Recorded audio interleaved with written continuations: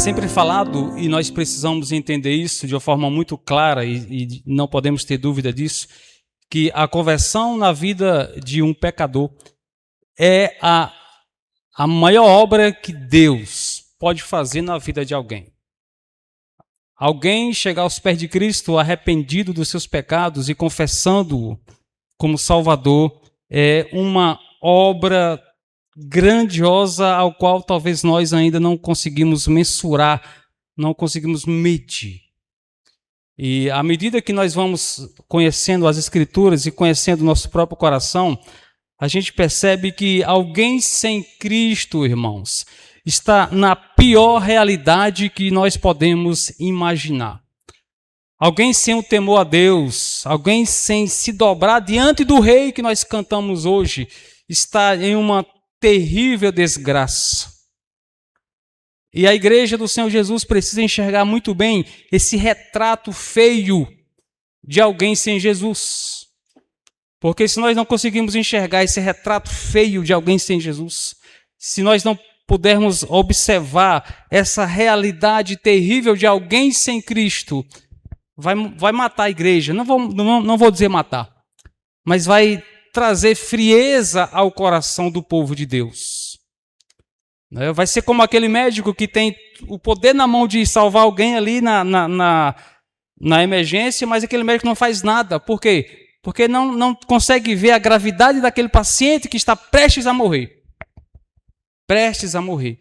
Então, é necessário que nós, como crentes no Senhor Jesus, pertencendo à sua igreja, tenhamos em nossas mentes, em nossos olhos, diante de nós, essa grave realidade de alguém sem Cristo, de alguém sem a salvação, de alguém sem Deus, sem a palavra, sem o Espírito e sem o temor do nosso eterno e soberano Pai. Esse texto que nós lemos, bastante conhecido e também posso falar bastante pregado, eu coloco esse texto como título de A Desgraça de um Homem Sem Deus e a Onipotência de um Deus Salvador a um homem desgraçado. Então, primeiramente, irmãos, tentando ser bem objetivo, para depois alguns não falarem que eu prego 1h30, né? Eu vou primeiramente tratar com vocês bem direto, né? As 4 realidades que Paulo aqui nos apresenta em relação a alguém sem Cristo, alguém sem Deus, sem o Espírito, sem a salvação. E diante disso, você se coloque dentro desse meio na sua vida antes do Senhor Jesus. E se você está aqui esta noite sem Cristo, a sua realidade é como Paulo aqui vai falar. Tá? Então, primeiramente, sem mais delongas, no versículo 1 nós podemos logo perceber que o homem sem Cristo, o homem natural, está morto espiritualmente. Como nós bem sabemos isso, para quem cresceu na igreja, para quem foi discipulado por mim e por outros, para quem escuta pregações de homens de Deus no YouTube, para quem lê, isso aqui não é nenhuma novidade bíblica. O homem natural está morto espiritualmente. O homem natural herdou essa morte desde o Éden, a partir do momento que nossos primeiros pais caíram em desobediência, preferindo o pecado do que ao nosso Senhor. Em um estado de total, repare essa palavra, o homem sem Cristo está em um estado total de insensibilidade a tudo que tem a ver com Deus, a tudo que tem a ver com Cristo, a tudo que tem a ver com o Espírito Santo, a tudo que tem a ver com a palavra de Deus, com a Bíblia Sagrada. Completamente impotente, sem condições alguma de responder por si só ao doce chamado do Evangelho de Cristo Jesus. Eu comparo muito a homens sem Cristo como zumbis que estão vindo e caminhando para cima e para baixo no meio das ruas, no centro, nos ônibus, nos carros, nas motos, zumbis. Homens vivos, mas mortos, sem condição alguma de conhecer a Deus pelos seus próprios esforços. Todos os homens estão alheios à vida de Deus. Em um estado de morte, diz respeito a uma grande separação a qual houve lá no Éden por causa da primeira desobediência a Deus. Gênesis 2, versículo 7. O que Paulo aqui afirma no versículo 1, amados, não é nenhuma linguagem figurada. Aqui é a triste realidade de alguém sem Deus. Paulo aqui descreve exatamente qual é a situação de alguém sem Cristo Jesus, sem o Pai Eterno e sem o Espírito Santo. Eu até coloquei aqui, é o retrato mais horrível, espiritualmente falando, de alguém que anda nesse mundo. A Bíblia apresenta isso frequentemente, esse estado de morte espiritual, desde Gênesis. Vocês devem conhecer Ezequiel capítulo 37, né? É o texto ao qual Deus me salvou. O texto ao qual Deus salvou a minha Karine naquela noite, anos atrás. A minha Karine Kelly, e eu acredito que eu me lembro bem, até o Reginaldo, na pregação do pastor Eric em Ezequiel, capítulo 37, de 1 a 14. Né?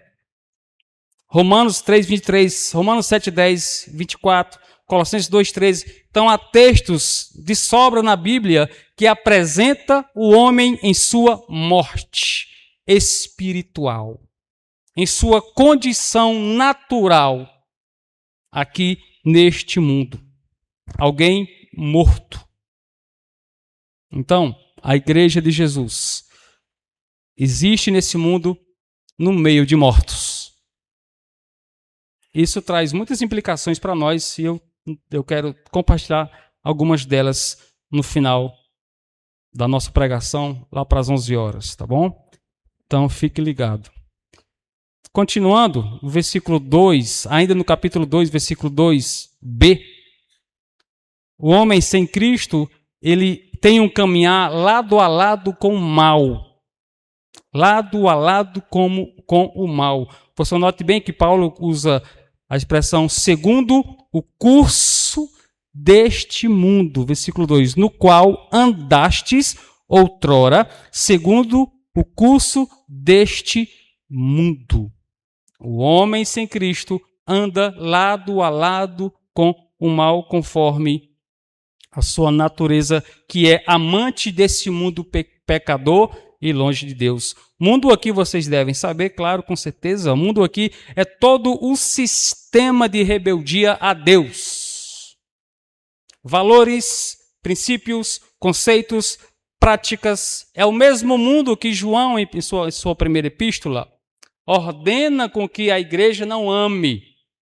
É todo esse sistema terrível de rebeldia que contraria toda a autoridade do rei. Hoje nós louvamos e cantamos ao nome do rei, não foi? Foi ou não foi? Foi. Não é? O mundo anda assim. Pessoa sem Cristo não tem temor, obediência, amor e nem um pouco de interesse de se dobrar diante do grande rei que se chama Jesus Cristo, o Senhor. Irmãos, a situação é muito pior do que nós imaginamos. Se você imaginar alguém que não se dobrar, alguém que não se rende diante do rei, o que é que merece? Alguém que não reconhece a autoridade de Jesus está em um grande perigo. O homem natural é desse jeito, anda lado a lado, sem nenhum temor do mal. Aqui descreve uma vida completamente fora e contrária à autoridade do Deus. É uma conduta completamente separada da santa vontade de Deus. O homem sem Deus não tem nenhuma motivação nele mesmo de andar com Deus. Está preso nesse sistema rebelde, amante desse sistema rebelde, corrupto e sem nenhum pingo de vontade e temor. No final das contas, esse andar sem Deus o levará para a morte eterna. Um caminhar lado a lado com Deus. Talvez você possa falar e lembrar de alguém, mas pastor, alguém ali é tão bonzinho, é não. É não. Mas fulano faz tantas coisas boas, faz não. Eu compartilhei com algumas pessoas essa noite, esses dias aí, que o homem em suas obras, em suas boas obras, quando faz sem Cristo e fazem sem Cristo, são boas obras pecaminosas, não agradáveis a Deus.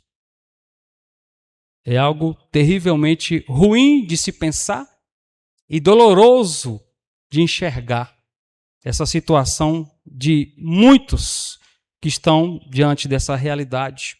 Então, caminhar lado a lado com Deus, Efésios 2, capítulo 2, parte B. Terceira, o homem sem Deus estão sujeitos às influências de Satanás. Capítulo 2, parte 2, parte C do versículo 2. Pense comigo aí. No qual andaste outrora segundo o curso deste mundo, segundo o príncipe da potestade do ar, do espírito que agora atua nos filhos da desobediências. O homem sem Cristo está sujeito às influências de Satanás, o diabo, o príncipe deste século. Há um líder sobre aqueles que não têm Cristo como Salvador. É o próprio diabo. Há um líder, há um rei, há um império ao qual você que está aqui, talvez sem Cristo, você se encontra. O império das trevas.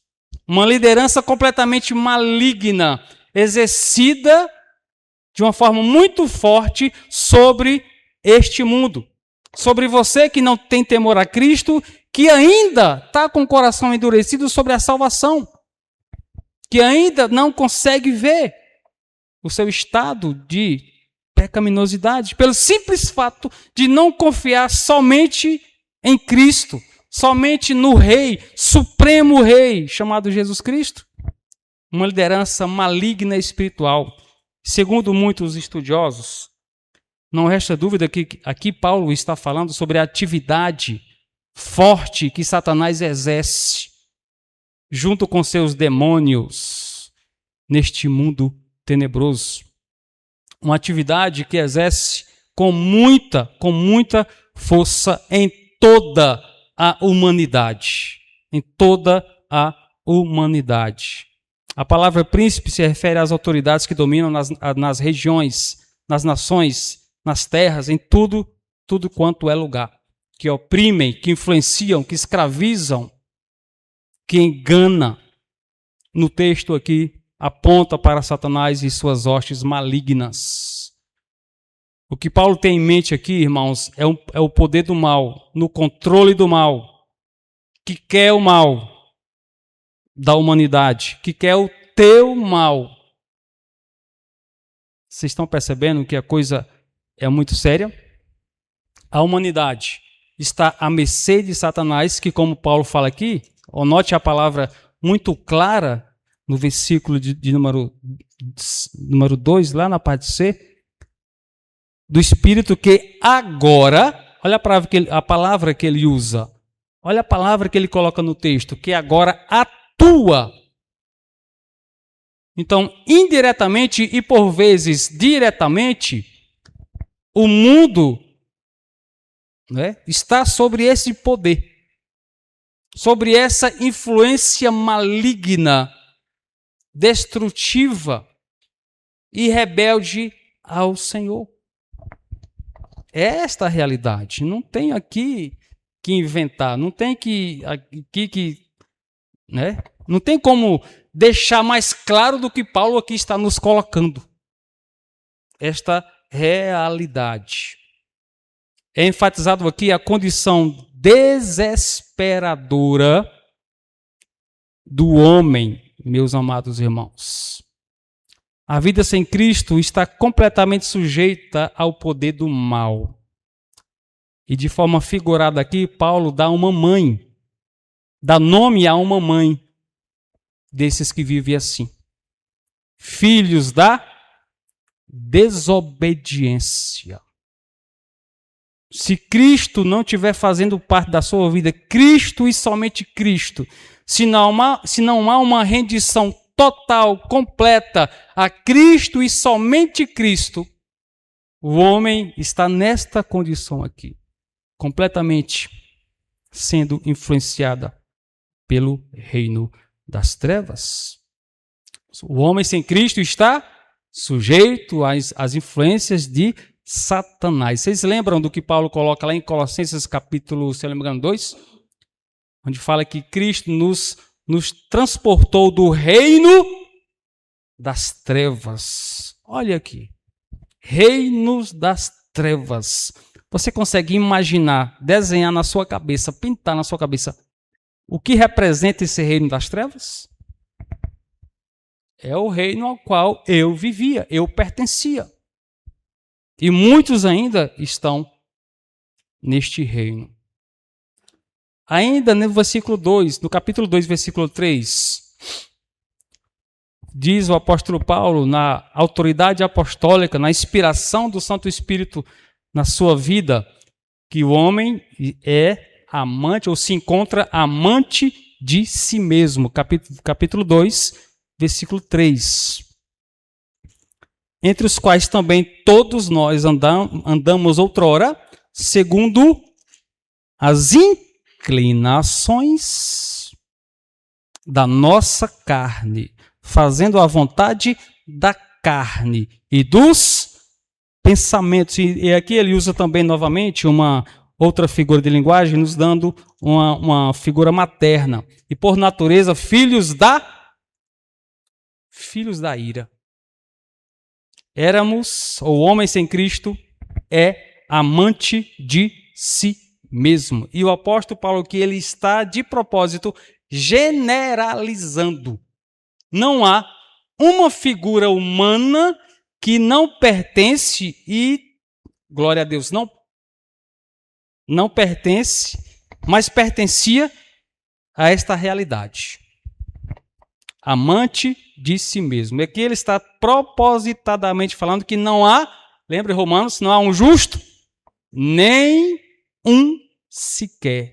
Aqui não tem exceção diante dessas coisas reais que Paulo está nos apresentando, se tratando da humanidade. Nesta regra não existe exceção.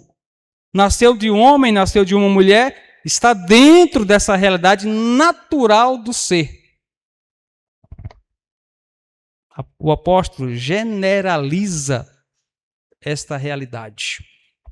E interessante que, se você notar aqui, nem o apóstolo Paulo se coloca fora desta realidade passada, que é uma realidade presente na vida de muitos ainda neste mundo.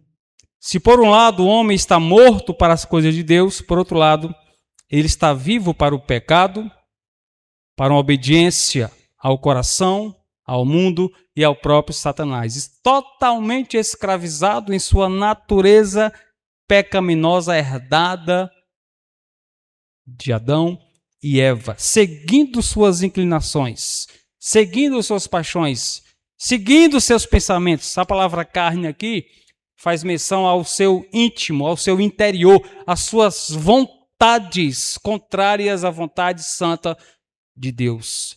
Aqui revela o seu estado natural de completa e total corrupção.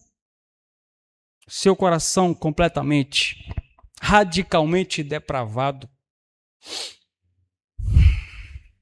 O homem sem Deus, ele anda segundo as inclinações da sua carne. O homem sem Deus, ele faz as vontades dos seus pensamentos.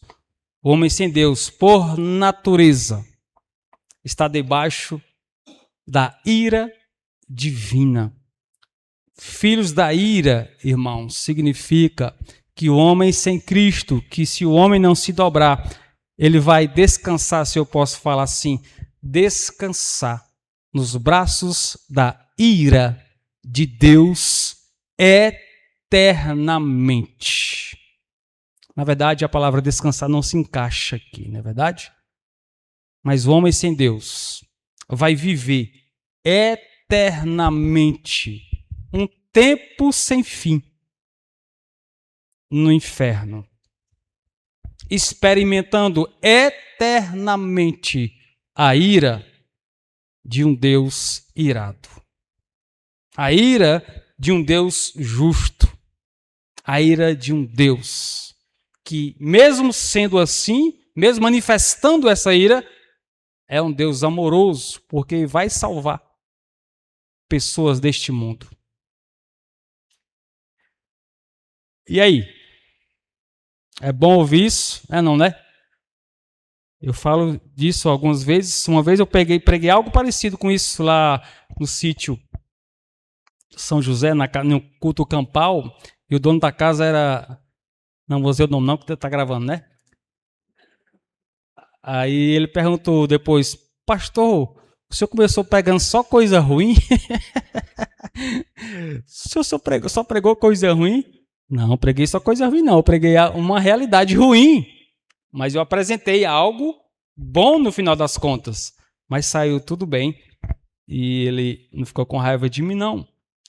Todas essas coisas, amados, nos ensinam sobre quanto o homem está completamente contaminado pelo pecado, quanto o homem está completamente enganado pelo seu próprio coração, quanto o homem está sendo enganado pelo mundo por Satanás e pelos seus, às vezes, por sua própria religião, seja ela qual for. Eu tenho visto lá em Antonina que igrejas que se dizem evangélicas, irmãos, não é? Estão cheios de crente perdido, se isso pode existir. Converso com católicos, converso com evangélicos, mas parece que esse texto não tá sendo ensinado. Parece que esse texto a igreja tá fazendo vista grossa, não quer ver essa coisa feia que é o homem sem Jesus. Mas esta é a realidade. Essas três forças existem contra o homem: seu próprio coração, Satanás que o odeia, não é? E como também as hostes demoníacas, o mundo, o coração do homem, Satanás, três inimigos fortes que escravizam a humanidade. Não é? Enfim, é desse jeito. E então, irmãos, fica a pergunta. E agora? Quem pode tirar o homem dessa condição? Quem pode transformar o homem de um modo qual que essa realidade ao qual nós estamos aqui apresentando através desse texto, quem pode transformar o homem, amados irmãos? E aí, amados, que nós queremos daqui em diante apresentar o Deus onipotente, o Todo-Poderoso. Somente Cristo dá ao homem uma nova vida com Deus. Efésios capítulo 2, versículo 1. Ele nos deu... Ele nos deu vida. Está escrito aí na tua Bíblia? Ele vos deu vida. Só Jesus. É por isso que o crente não prega sobre Maria, não prega sobre José, não prega sobre Antônio, não prega sobre Chico, não prega sobre Pedro. Nomes valorosos na história cristã, mas sem nenhum poder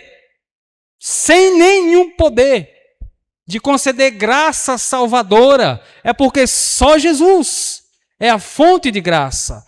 Só Jesus é a fonte do amor.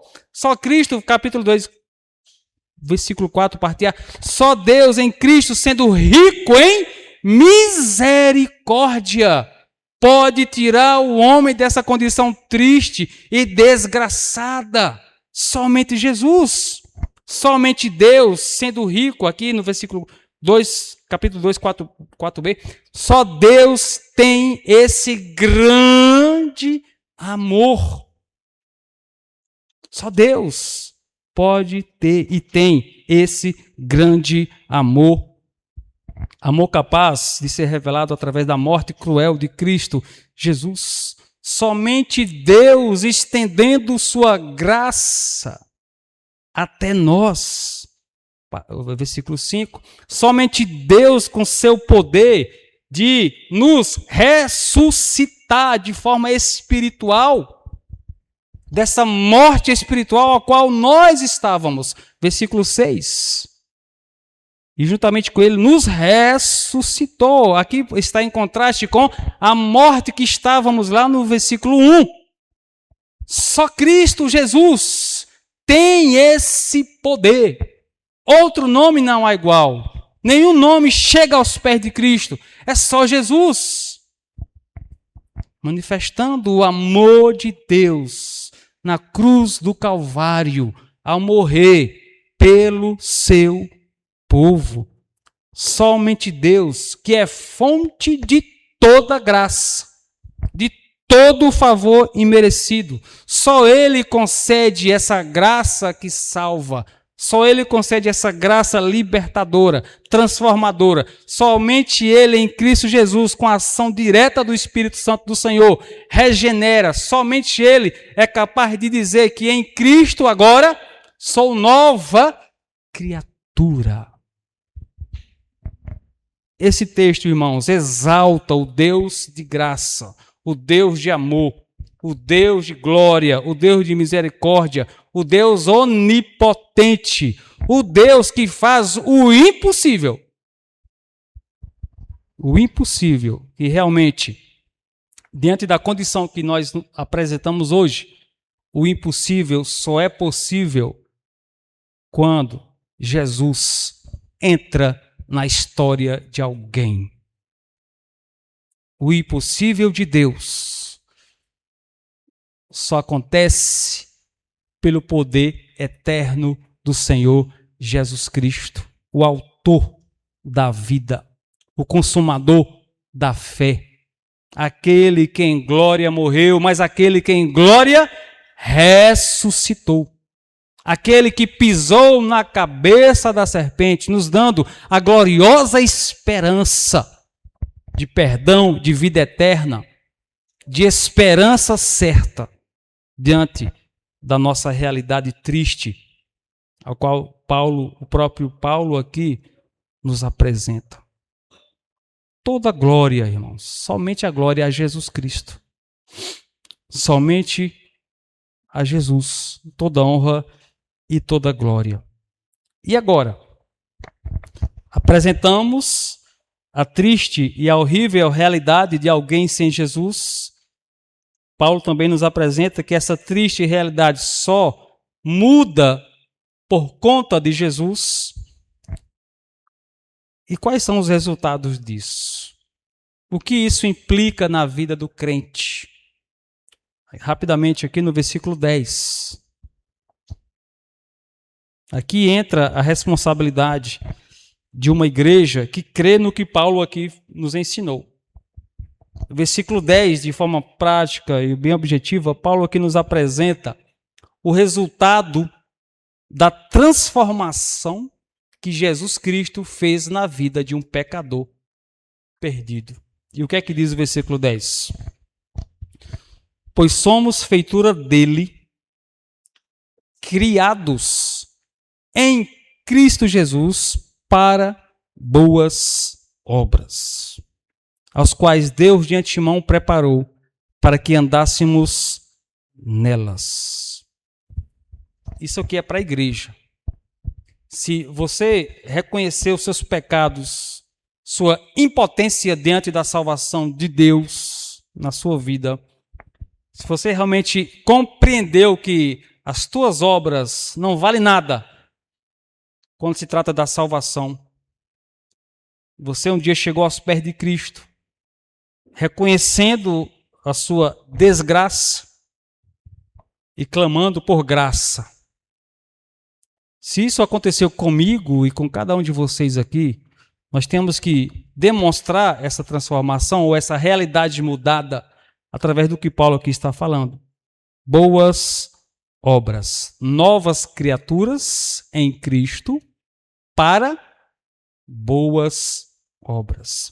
Eu entendo que quando se trata do versículo 10, o que me vem à mente é algo claro aqui.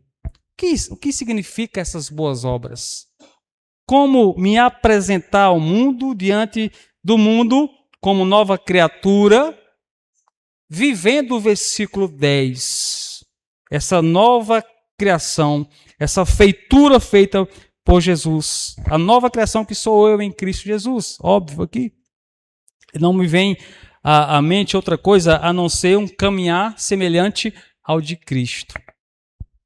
Se você notar no mesmo livro, não vamos aqui estender, mas o apóstolo Paulo vai colocar sempre algumas coisas práticas, tipo santidade no capítulo 4, e no versículo do capítulo 5 em diante, no 22 até o fim, Paulo vai tratar sobre a vida pessoal do crente, vai tratar sobre a vida familiar do crente, vai tratar sobre pais e filhos, vai tratar sobre empregados e patrões, né? Ele vai finalizar com a armadura de Deus. Então, essas boas obras representam uma imitação do Salvador Jesus em todo o meu proceder. Em todo o meu proceder. E aqui, irmãos, bate diretamente em mim. A minha vida precisa, obrigatoriamente, necessariamente, minha vida precisa passar pela cruz. Para que eu me apresente cada dia mais semelhante àquele que me salvou. As minhas obras, ou boas obras, só têm real valor se Cristo estiver nelas. É por isso que Paulo aqui enfatiza que boas obras não vai salvar ninguém. Por quê? Boas obras sem Jesus é maldade. Boas obras sem Jesus, como John Piper fala, vou tentar aqui lembrar, boas obras sem Jesus se tornam pecaminosas. Não sei se você está compreendendo aqui. Tudo que é feito sem Cristo é pecaminoso. Tudo. Nossas ações, onde quer que seja, com quem quer que seja, quando quer que seja, tem que refletir a beleza de Cristo Jesus. Por isso, irmãos, que o mundo está tão enganado, né? Porque rejeitam o rei, desobedecem o rei escancaradamente. E por mais que o mundo tente fazer boas obras, sem Cristo é pecado no final das contas. Sem Cristo, continuam sendo filhos da desobediência, filhos da ira, e uma condenação eterna os aguarda, porque rejeitam a autoridade suprema do Rei Supremo, que é Jesus, o Salvador. Nós, como igreja, temos uma grande responsabilidade neste mundo. Grande responsabilidade neste mundo. Nosso pensar, nosso caminhar, nosso agir, nosso tratar, nossa conduta tem que ser em Cristo Jesus. Se não for, estamos em pecado. Nossas boas obras só são aceitas ao Pai por causa do que Cristo fez por nós. Se não tem o toque do Senhor em cada cumprimento, em cada boa noite, em cada carona, talvez, que eu der, em cada conversa, em cada ajuda, em cada auxílio, em cada abraço, se não tem o toque de Cristo, se não tem a influência de Cristo e a glória seja dada a Ele, não vale de nada o que você faz. Por isso que é tão urgente, se você está aqui esta noite, sem entregar a sua vida a Cristo, você está terrivelmente longe de Deus. e vai ser condenado no inferno eternamente. Porque honra, glória devida é só a Cristo. Por isso, igreja, que nós temos uma grande responsabilidade diante uns dos outros, diante de um mundo que rejeita o Senhor. Porque o mundo precisa ver em você, cristão, em você, crente, essa graça que te transformou. Né? E aqui uma aplicação bem rápida para nós finalizarmos. Tá? Em relação a duas direções, eu vou caminhar para o fim. Tá cedo ainda, 7h14. Primeira, os nossos relacionamentos precisam ter Cristo no meio. Nossos relacionamentos precisam ter Cristo no meio. Nossos relacionamentos precisam ser capazes de glorificar o nome do Senhor. Não é? O nome do Senhor. E segundo, o nosso relacionamento com o mundo também. Ou pensa que não? O teu relacionamento com o mundo, se não for para a glória de Deus, se não apontar a luz de Cristo, também se torna pecaminoso. O Senhor quer que fiquemos aonde? Pai, eu não peço ao Senhor que os tire do mundo. Quem foi que orou assim? Jesus. Em que capítulo? 17 de João. Eu não peço que vos tire do mundo, mas que os livre do mal. Os nossos relacionamentos com o mundo precisam ser para a glória de Deus. E principalmente, irmãos, quando se trata de missões, de evangelismo. A igreja que recebeu graça de Deus, não foi? Ou não? Sim ou não? Amém? Eita, mãe fraca. A igreja recebeu graça de Deus. E agora? Esta graça recebida de Deus tem que ser transmitida ao perdido. Ao perdido. Como? Deus é amor? Sim. A igreja deve amar. Deus é misericórdia? Sim. A igreja deve ter misericórdia. Deus é gracioso? Claro. Manifeste graça. Não sejamos uma igreja que somente condena, julga o mundo e quem quer que seja. Bem-aventurados os misericordiosos. Nos diz assim Cristo no Sermão do Monte.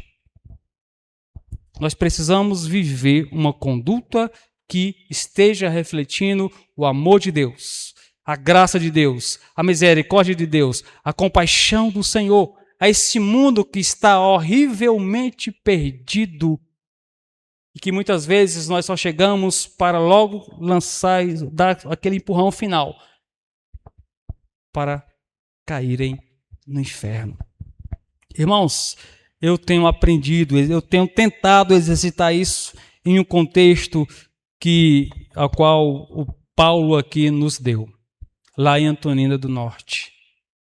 Vou para cima, vou para baixo, me encontro todos os dias praticamente tendo conversas com homens, mulheres, crianças, famílias completamente alheias a esta realidade aqui.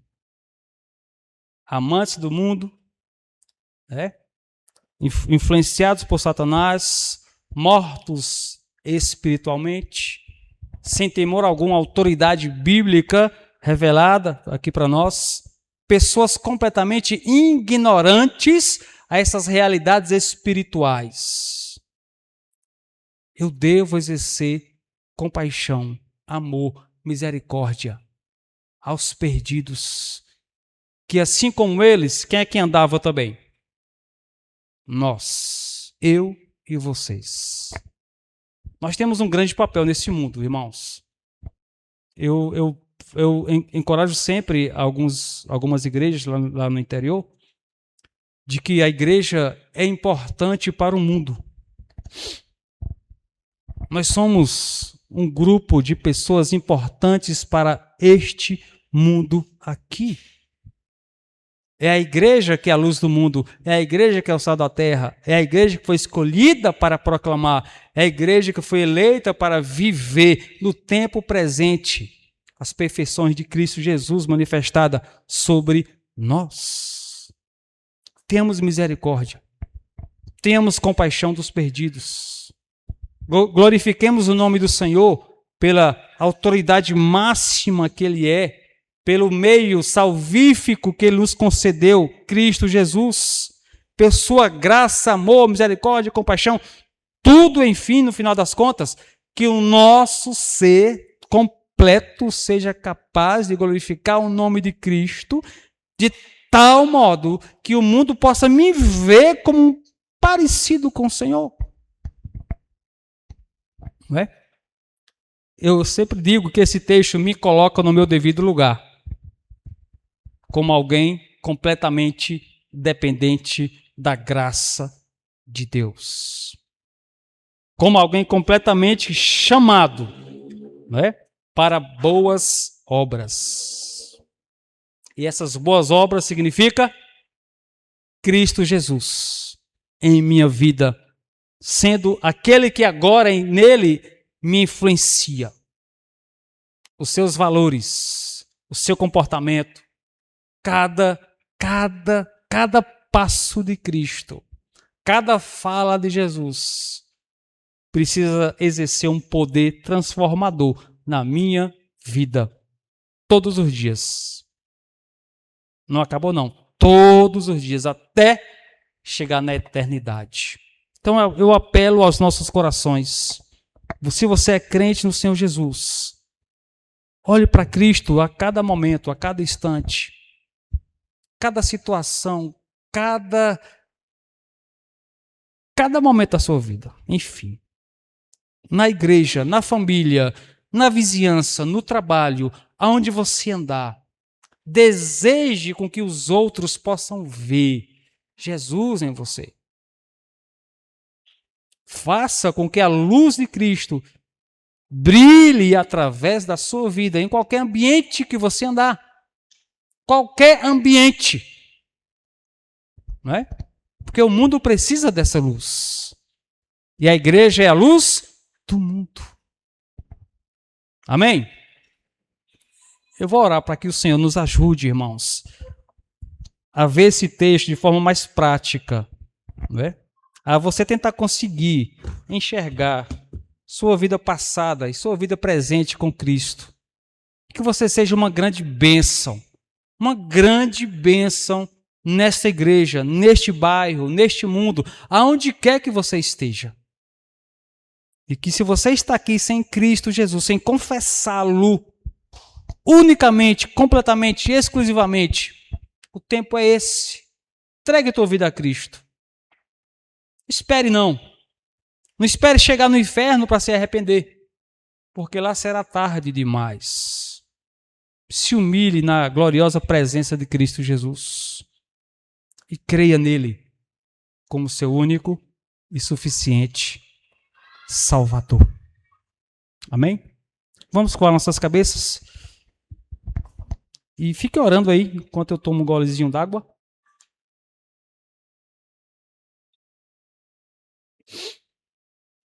Se você está aqui sem Cristo Jesus, se você não sabe para onde vai quando morrer, isso só significa que você está perdido e se enquadra dentro do que o apóstolo Paulo aqui nos revelou. Você precisa de Jesus. Você não precisa de religião para ser salvo, mas de Cristo você precisa urgentemente. E, irmãos, em Cristo, prossigamos nossa vida com fidelidade e fervor, com temor e um desejo grande de glorificar o nome de Cristo, para que outros possam perceber em nós o seu grande poder, ao qual nos salvou. Não saia daqui, por favor, caminhando para o inferno. Saia daqui em Cristo Jesus, com a grande esperança de perdão e de vida eterna.